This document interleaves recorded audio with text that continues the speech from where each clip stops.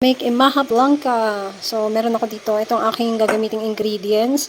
Meron akong 2 cups ng cornstarch. And meron akong 1 cup na white sugar. 1 cup na grated cheese. Then, 4 cups ng water. And, 4 na ganito. Nakukumama. Kasi wala akong gata na organic. So, ito yung gagamitin ko. 200 ml. So, 4 na ganito. 200 ml. And then, meron ako ditong 374 na condensed milk. And meron akong evap na 360 ml. And meron ako ditong corn. Sweet. So, ayan yan. Ito lang yon lahat. Ngayon, itong aking kaldero. So, pagsasama-samahin lang yan muna bago isa lang sa apoy. Yan. Okay, ito yung gamit kong pang measurement to 1 cup. Yan. Tapos ito yung gamit kong cornstarch. Yan. Yan. So first, ito muna yung ilalagay ko, lahat ng gata. Yan.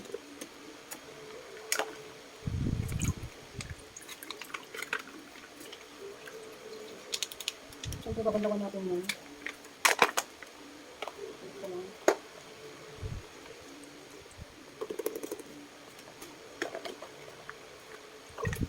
Yan.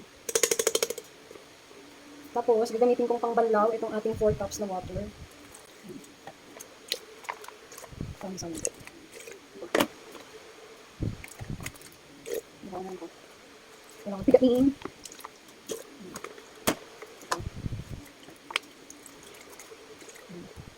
So, bas na. So, next, ating evap.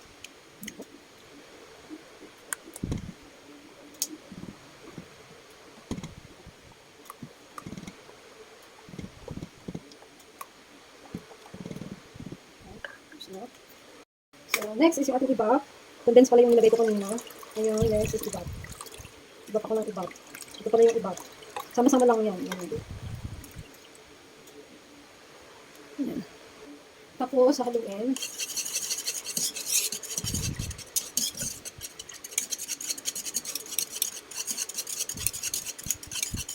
Okay, next is, kapag whole corn yung gagamitin nyo, pwede nyo i-drain yung tubig. So, ito ay grated corn. Pwede na to isama. Yan.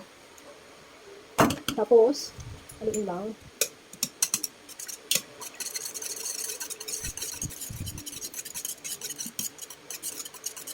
Yan.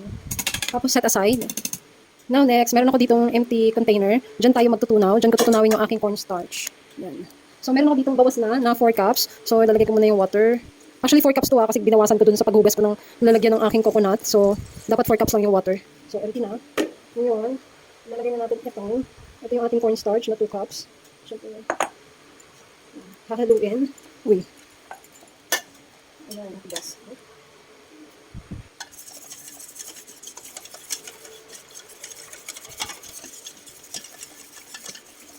Okay, next na is this one. Paghahaluin na. Ating mixture, paghahaluin.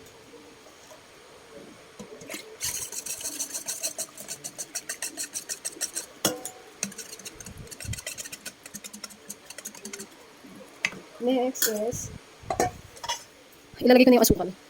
So, kailangan tikman nyo muna kasi para matansyan nyo kung sobrang tamis o hindi. Kasi nga dahil ay meron tayong condensed milk na nilagay. So, ngayon ang gagawin ko ay titikman ko muna para matansya ko yung paglagay ng asukal.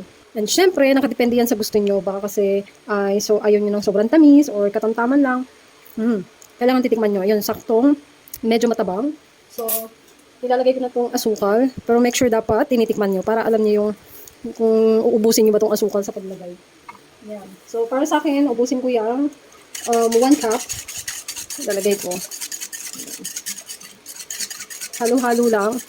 Actually, sobrang dali lang nito kasi sa pagsasama-samahin nyo lang lahat. Tapos next ay ilalagay ko na yung cheese kasi mas gusto ko yung aking maja blanca ay cheesy. So, sinasama ko na. Yan. Para mag-melt siya. Yan. So, yun lang. After nito, isasalang na sa apoy. Kailangan yung apoy ay katamtaman lang kasi sobrang bilis lang nito maluto as in. So, kailangan maluto natin yung cornstarch, yung gata, lahat. So, dapat alalay lang yung apoy. Yan. So, okay na to. So, ang paglagay ng konting apoy lang, kailangan alalay lang yung apoy as in. Kasi mabilis lang siyang maluto and kailangan kapag nakalagay na siya sa apoy, wala ka nang idadagdag kasi pag nagdagdag ka dyan, ay may possibility na magbubuo-buo. Ganyan. Kailangan continuous stirring. Kasi ay, pag hindi mo hinalo yan, ay magbubuo-buo. And sobrang saglit lang na maluto. As in. Kapag malalaman mo kapag kaluto na ay, ano na yan siya, lalapot na. So, yun yung pinaka-importante sa lahat. Kailangan natikman nyo na sakto siya sa panlasa nyo. Para hindi na kayo magdadagdag. Kasi, pag nagdagdag kayo dyan, ay, magbubuo-buo siya. Ganun.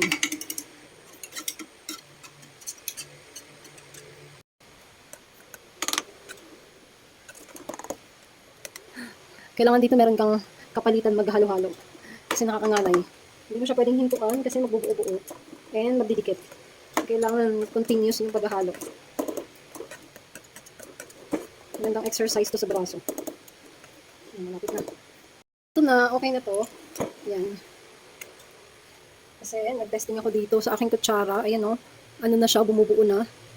Yan.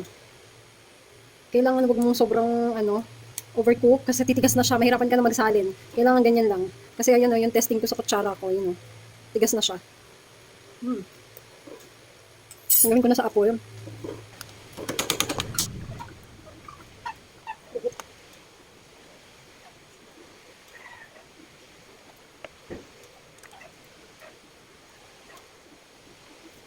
Yes.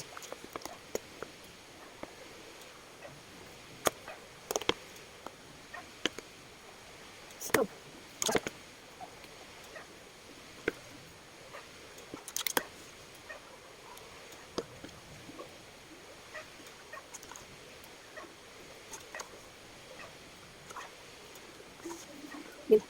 Ito yung nagawa ko sa 2, 3, 4. Ito malaki to. Yan. Tapos meron pa dito. Lalagyan ko siya ng cheese sa taas. Actually, bilis niyang tumigas, guys. Tingnan nyo. Ganun siya. Bilis niyang tumigas. As in. Ngayon, hindi ko pa siya pwedeng ilagay sa ref kasi mainit pa. Ayun o. Tingnan nyo nga naman yan.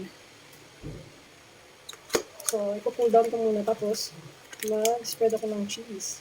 Gusto ko yung cheese.